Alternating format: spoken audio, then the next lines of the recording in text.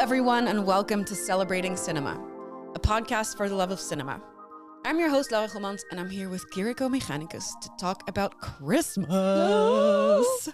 'Tis the season, so we just want to talk about holiday classics, whether we love or hate them, some standout favorites, and some alternative festive films, maybe? But before we begin, I'd love to share some cool things going on in the coming weeks here at Lab 111 in Amsterdam.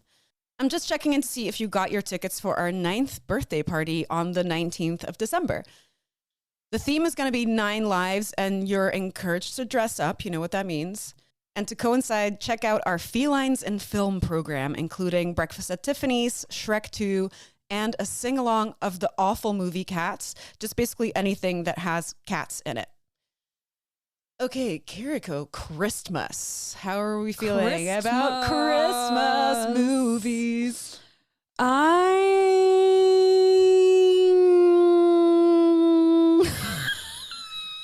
Okay, I feel like there's a complicated opinion coming.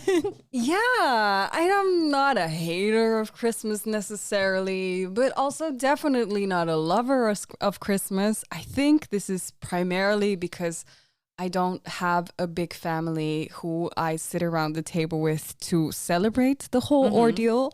I would say, generally speaking, during Christmas, me and my mother decide to not cook, mostly get snacks. Amazing. And watch films that we want to watch.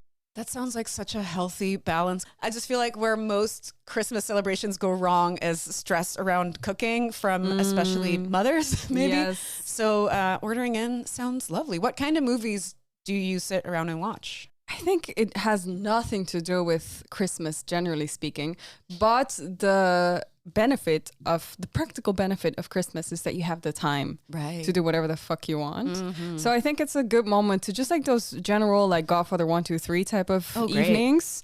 I think that is the moment to do that. I remember one time me and my mom, but I was quite young, did like the very girly teenage pop thing of ordering macarons and then watching Marie Antoinette. Oh my God. Which I think maybe now looking back on it, I should do that more often. The girliest. Yeah. It's delightful. Yeah. How about you?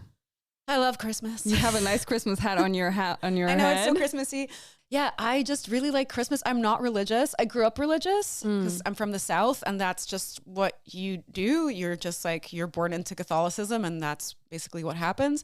So I have not really any warm memories from like being in the church, but I do love sitting at home and watching maybe like the dumbest Christmas movie there is.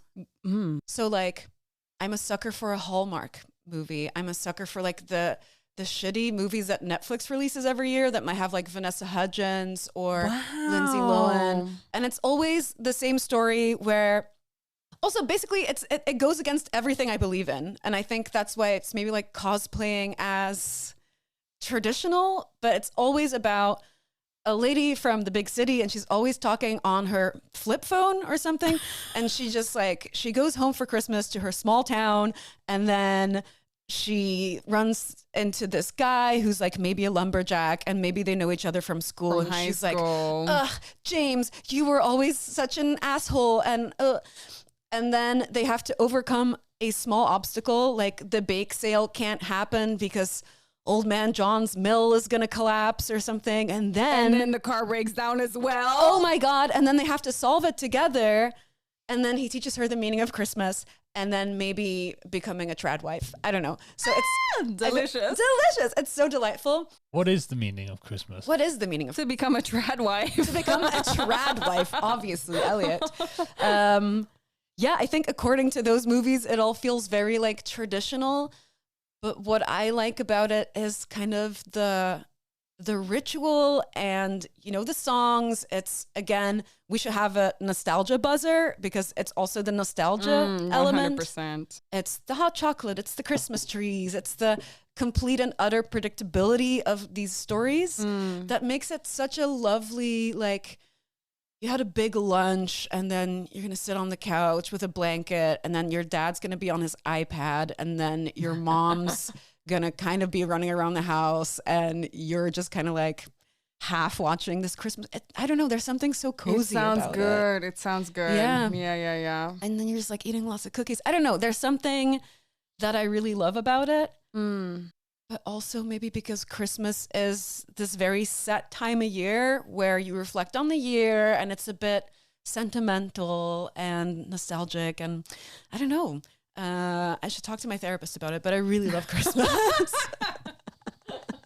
I think a lot of people have the connection of cinema and Christmas every year. I feel like it's very much a second day of Christmas activity, no? This idea that the thing movies that you just described of being on the couch and your dad being on the iPad. Oh, yeah. I don't have a dad, but I feel like I've lived this. Like, I feel like I know it so well. Yeah.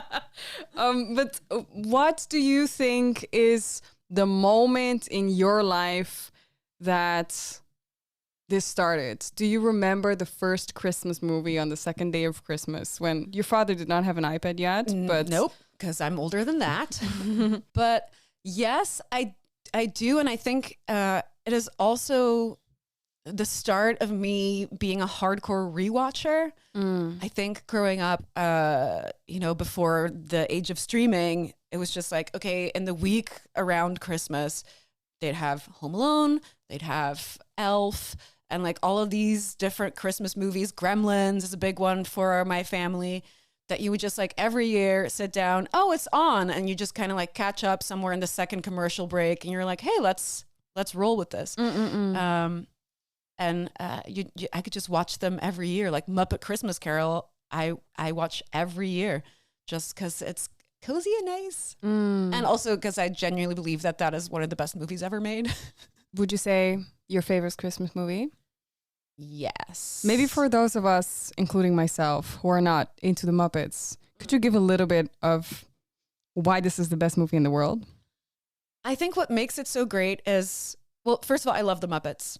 That's okay. So that's already like a point on Muppet Christmas Carol's behalf. But what's so good about Muppet's Christmas Carol is that Michael Caine plays the only human in the movie. And he plays it with... You might actually have to explain what Muppets are for some listeners. Really? Elliot? Maybe. Yeah, I know. Okay, so the Muppets are... technically they're puppets, but we all just accept as humans that they are what they are. They are alive and they exist. And that's one thing I love about the Muppets.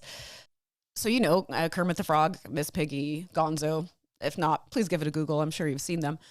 And then Muppet Christmas Carol is, I think, one of the most faithful retellings of Charles Dickens' book. But it just happens in such a silly, goofy way. The sets are amazing.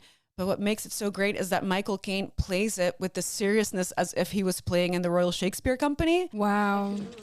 Let us deal with the eviction notices for tomorrow, Mr. Cratchit. Tomorrow's Christmas, sir. Very well. You may gift wrap them.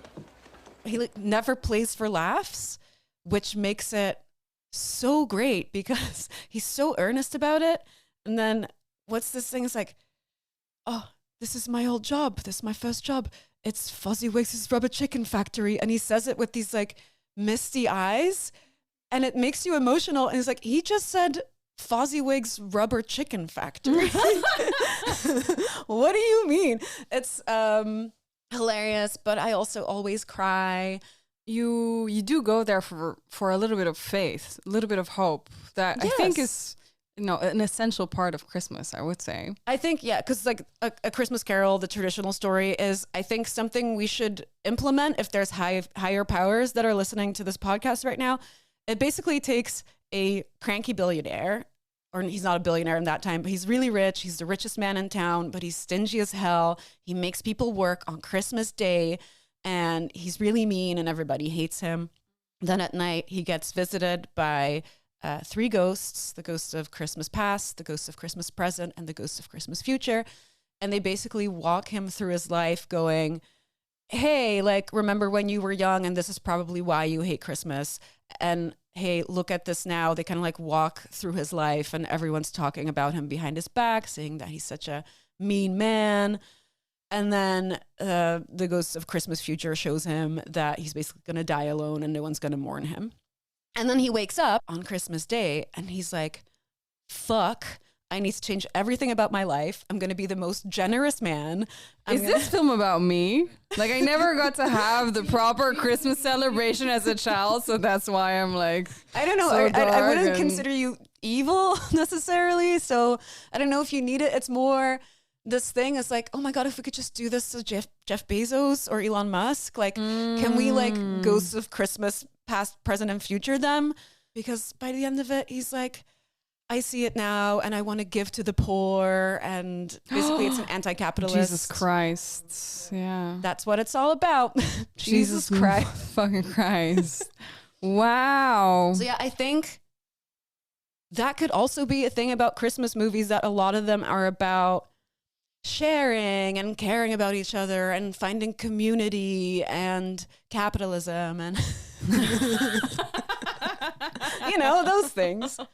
Yeah, there's not a lot of moments in our lives where we pay enough attention to looking at stories that tell us how to care for others. Right. I guess it's quite radical. It's quite the occasion for it. Yeah.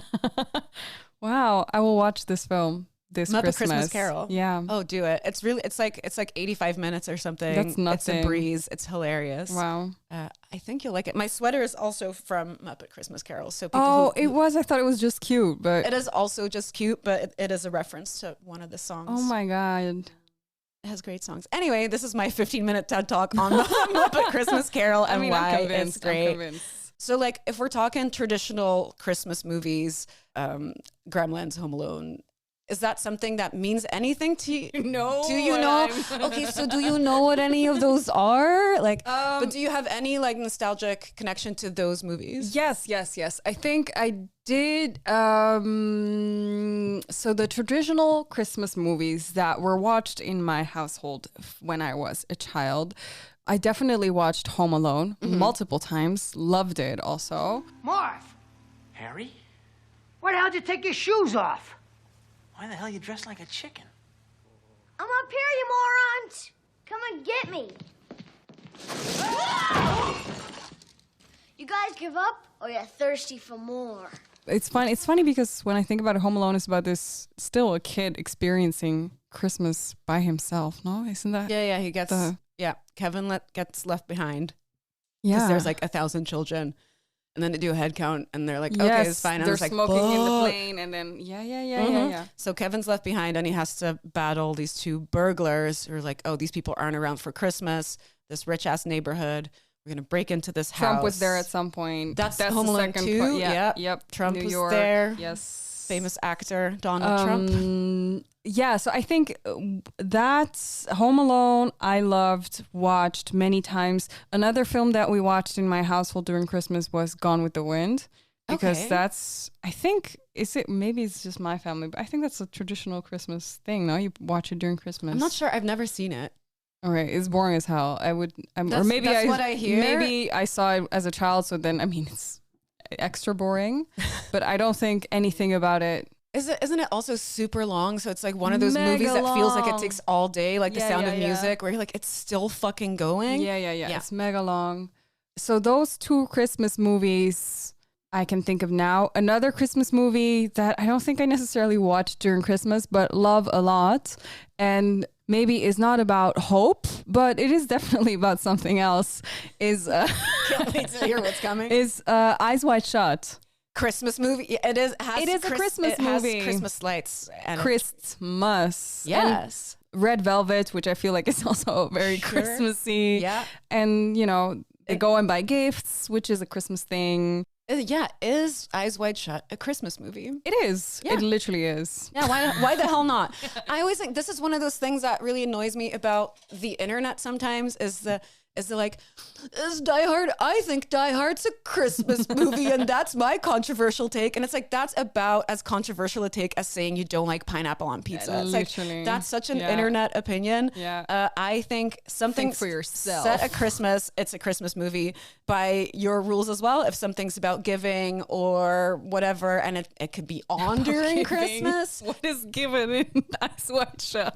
Well, not Eyes Wide Shut, but just like a movie that might not necessarily be a Christmas movie, but Yeah. a movie that is on at Christmas. Mean Girls is a Christmas movie. It can be. It is. They wear Santa hats. Yes, that is true. So Mean Girls is a Christmas movie. I think anything and everything can be a Christmas movie if it wants to be. That's why I am now going to introduce a new Christmas movie. Okay, let's go. To the people who are, again, not looking for hope. However, if you want to get in tune with this feeling of you just had like this great dinner and you feel almost so sick to your stomach where you're like, wow, why did I eat so much? I never feel like this. What a particular feeling. And then you want to enhance that sort of like sick to your stomach, but also I'm like really full with all this delicious food that I ate. I think that the film called La Grand Bœuf, which is a film from the 60s, 70s, by Marco Ferrari, is a great film to watch on the second day of Christmas or after your Christmas lunch. It's a film about the French bourgeoisie, a group of 5-6 friends who decide that they're going to eat themselves to death. Amazing. What a dream. What a dream. And they have a lot of money, so they can really do this properly. So they go to like this land house. It's winter, very cold, Christmas. And they order 300 oysters, 500 pastries, mountains of potato puree. It's really exactly like the one thing you do for Christmas. However, their intention is to really pick a fork, oyster,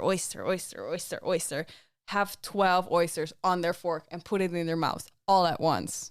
I can imagine you love it because it makes you feel not as bad about what you just did at the table. It's like, hey, well, I guess I ate a lot, but it wasn't exactly. I'm not the only one.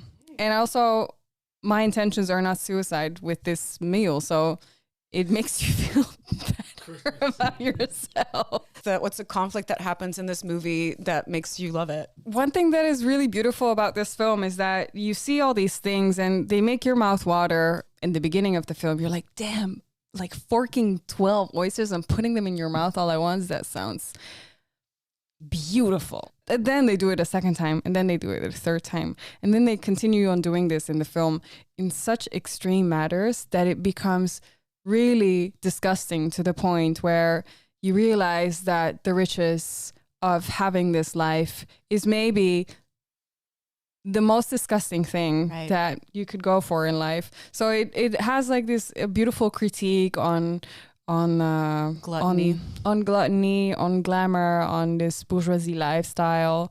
It's a beautiful film. I highly recommend you watch it. Adding it to the watch list as we speak. Maybe before I move towards this, anything can be a Christmas movie philosophy. Not like you're already there. Yeah, well, maybe we should move back. That's what I'm saying. I'm saying, what else is there in the traditional Christmas sphere that has to be considered? I mean, I think It's a Wonderful Life is... I have never seen it. Is a big one. It's great. It's depressing as hell. What do you want? You want the moon? Just say the word and I'll throw a lasso around it and pull it down. Hey, that's a pretty good idea. I'll give you the moon, Mary. I'll take it. It's basically a guy that wants to kill himself, and then like an angel comes and he kind of walks through his life if he hadn't been there. And then at the end, he's like, oh, maybe I won't kill myself. Am I saying it right? That's basically... Yeah, basically. In a nutshell. He's a father about to go bankrupt. Do you guys like this film? It's great. Yeah? It is great. It is depressing as hell. And I always chuckle a little bit when I see it listed in like Christmas feel-good movies. It's like, yeah, I guess in the end it's good because he doesn't kill himself. But also the whole way leading up to that is it is kind of depressing, but it's really good. It's great. And so he gets saved by by Jesus Christ, like essentially? Not Jesus Christ. It's an angel. It's this really cool, like they do this zoom out and you basically see the universe, and then you see like, I guess gods, or you hear gods just kind of like talking to each other. Like, oh, maybe we should send this angel because this ain't gonna go great for him. And I think that's a lovely movie. But I do think it is funny that it's become like canon as like one of the great sit around with your family and watch this Christmas movie. I read a good Easter egg about it. So James Stewart, who's the main actor in it, Good old Jimmy Stewart. he's in a lot of Hitchcock films. The moment where he's sort of pleading to the angel or to be killed basically wasn't scripted, and it was actually part of his post-traumatic stress disorder of him breaking down after having fought in the Second World War and him living with PTSD from that. Dark. Wow, sounds too good to be true. Oh no. But okay, so wait, because Jesus Christ, It's basically it's his birthday. Aren't all Jesus films also essentially Christmas movies? The Last Temptation of Christ, for example. For Christmas example, movie? a Christmas movie? Isn't The Last Temptation of Christ more about the end? Yeah. Rather, It's not about the birth. But it's still his birthday. Are there movies about the birth of Christ? Isn't there a new one coming up with, I can't believe I'm saying this, Nicolas Cage and FKA Twigs, where What? they play Mary and Joseph? What? What? Okay, I need to look this up because That would be amazing. let me just quickly look this up. Nicolas Cage as Mary and FK I Twigs joke, as... that's Joseph. The Carpenter's Son, it's, yes. No way. A remote village in Egypt explodes into spiritual warfare when a carpenter, his wife, and their son Jesus are targeted by supernatural forces. It's a movie that's coming out. Well, in the US, it got released in November. I haven't seen it slated for the Netherlands, but I That sounds will insane. be sat when that happens. It looks weird and dark, and he basically kind of looks like his character in Mandy because he's just covered in blood. Yeah, so that's maybe a Christmas movie.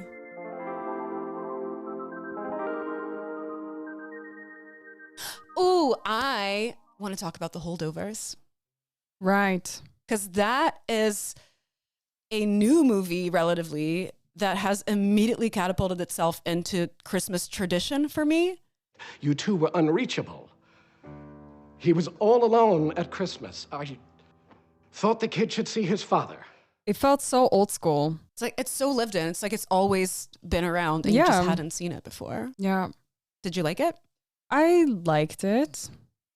Question mark. No, I think I liked it. It did, but no, I don't remember really that much. I remember being very comforted, which I felt like is an experience that I don't have very often in the cinema. Yeah. Maybe because I just don't go for these films. Maybe I should change. Should just go and watch Elf when it comes to theaters. It's really good. It's basically Paul Giamatti plays a teacher at a boarding school, and then all the kids go home for Christmas except the kids that don't really have families or their families don't want them for Christmas. So a couple of kids. This is the narrative, though. This is the Christmas narrative, right? Because this is the being alone on that day is really the worst thing. It's the worst thing because everyone's with their families and you're alone, and this kid has to stay over at school, and all the other kids kind of get picked up, and then it's just him and this teacher that gets stuck with taking this shift every year because he doesn't have a family,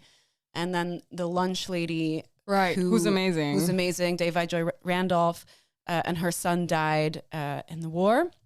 So the three of them spend Christmas at this boarding school, and it's the traditional, like, they hate each other at first, but then of course they start seeing the good parts about each other, and they grow close, and then it's so good. I love it so much. I think that is a perfect movie. But yeah, Elliot, what's your relationship to Christmas and Christmas movies? I'm not a huge fan of Christmas. I think it never lives up to the hype. There's always like this sense of build up, and then it just falls flat, maybe. But maybe because just of the Christmases that I've had, and I don't really watch many Christmas films other than It's a Wonderful Life, because it also feels a bit more genuine or real, and not less of like this, oh, let's make a Christmas film, but more the time where people reflect. Should we make a documentary where I teach you the meaning of Christmas? Yes. I think I think you guys need some Christmas magic. I think you need some happiness in your life. Maybe you should watch The Grinch. What's my problem, actually? What's my problem? Have I been intentionally avoiding the Christmas movie my whole life because I'm a pessimist? Could be. Could be. Is that what this is all about? Maybe if you just opened your heart to the spirit of Christmas, maybe the Grinch would resonate with you as a Christmas hater. Maybe. Yeah, you're kind of cringy. I don't know. I'm not a hater. Again, I'm not a hater, but I am closed off in certain ways. That's yeah. I find it hard to find hope and optimism in this world in general. So even when I do watch this hope manifest on screen, I don't buy it. Because you're like, yeah, well, and then I turn off the TV and then the world is still shit. Yeah. Fair. Are there any directors we would like to see make a Christmas movie? That's a great question. Amazing. I don't know. I would love to see anyone and everyone's take on a Christmas movie. Like let Villeneuve make a Christmas movie. I would love to see that. Yeah, I just love to see what all the different takes on what this can be would be from all these different directors and what that would look like. I would like to see Christopher Nolan do A Christmas Carol and still fuck up the time traveling aspects of that. I would not want to see that. I mean, I would go. I feel like everyone in this room knows how I 2,355, but we're on Mars, and he's so confused, and it's still his birthday. Too complicated for you. Oh, there's a hot girl. Oh, never mind. Let me continue with whatever the fuck I was doing. Maybe the more serious one is maybe Noah Baumbach.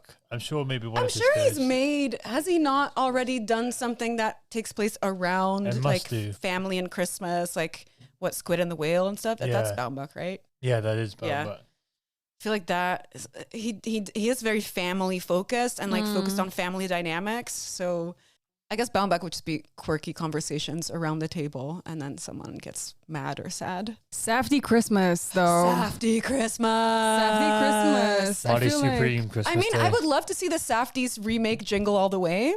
I don't know what Jingle All the Way is. Jingle All the Way, let's go. Let's fucking go. Jingle All the Way is Arnold Schwarzenegger in a family movie. With Danny DeVito? No. No, I think it's Sinbad. And he's a bit of an absent father. Yeah. His son wants Turbo Man. Turbo Man is a toy, basically like a superhero toy. It's that toy that when it releases, it sells out, and Dad forgot to get one. Now he has to get one. Oh, excuse me. Yes? I'm trying to find the Turbo Man doll. Me too. Do you have any more in the back?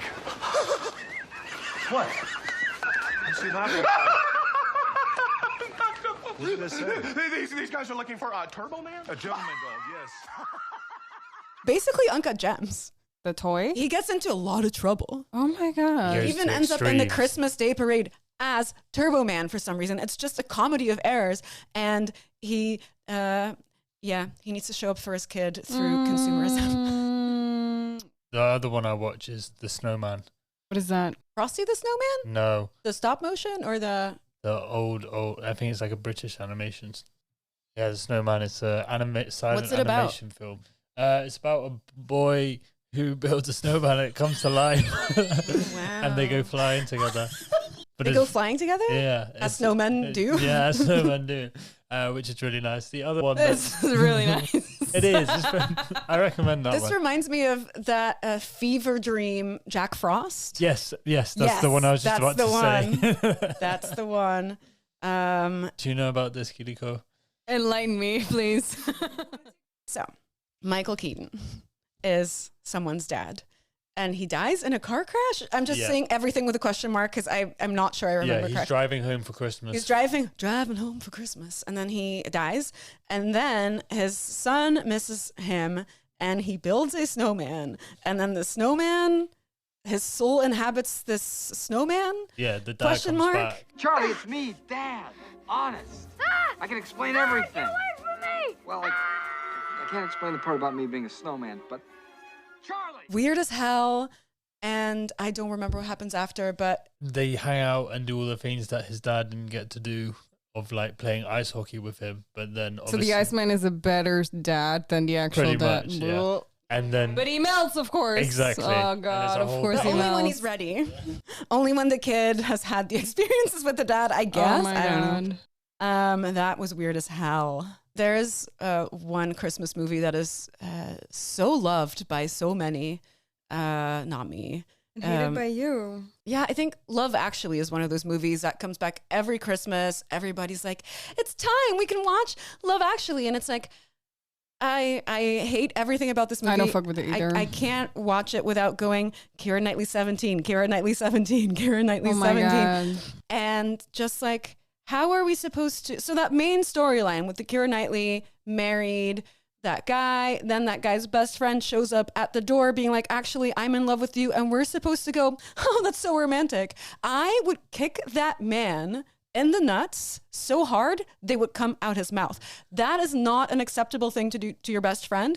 And I can't believe the whole world has been gaslit into thinking that movie is romantic. There's nothing romantic about it. I agree, actually. I feel like almost every single one of these storylines is ridiculous. There's also the one, is it Colin Firth and the Portuguese waitress or something? Yeah, his and maid. And then they can't talk to each other, but they're like, we're in love. And it's like, okay, but she's just hot.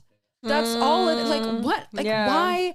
And then the prime minister's assistant, but she's like fat and she's like totally normal size, but they're always like joking about how she's chubby. And it's just like, oh my God. I think that movie aged really poorly. Let's cancel it. Let's cancel it right now. Oh, it's canceled. It's canceled. I feel like more people are catching on. I also just think a lot of people watch something and don't even like register because they're like, oh, pretty lights, nice. Ooh, nice music, Christmas. And it's like, think about these stories for like 1 second. Oh my God, The Apartment. Okay, Elliot just brought up The Apartment. Perfect movie. Billy Wilder movie. It's about a guy who basically invented Airbnb. Yeah, true. He gives his apartment keys to like men who want to sleep with women, and he's just like, hey, while I'm out, you can go and cheat on your wife at my apartment. And yes, I guess that is a Christmas movie. It takes place at Christmas. I don't know if there's a Christmas message to it. No, that's what I'm thinking about. Like, so maybe this film is where everything comes together. Right. It is about Christmas. There is a sense of nostalgia to it because it's an old movie. Yeah. However, there's also the reality of men who do freaky shit. Right. Can't do it with their families during Christmas at home. And therefore, you know, the reality of that moment is there. And someone's making money on the side. And someone's it's definitely capitalism. making money on the side. It's fun for the whole family. There's no graphic sex scenes in it. I think we cracked the case. I think The Apartment, yes, is a Christmas movie, and yes, is the perfect Christmas movie. Yeah. Maybe, even though Santa's not in it. And have a Merry Christmas. Thank you guys so much for listening. Next week, we have a little end of year roundup.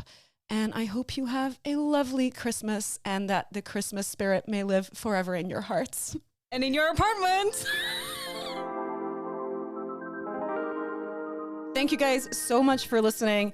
Check out our Festive Classics program here at Lab 111, including Home Alone, Die Hard, because it is a Christmas movie, and of course, The Apartment, which we have decided is the perfect Christmas movie. You want something a little more cozy? Our Girly Pop series celebrates the world of girlhood on screen, and we'll be screening another holiday classic, The Holiday. So you know it's holiday because it's the title.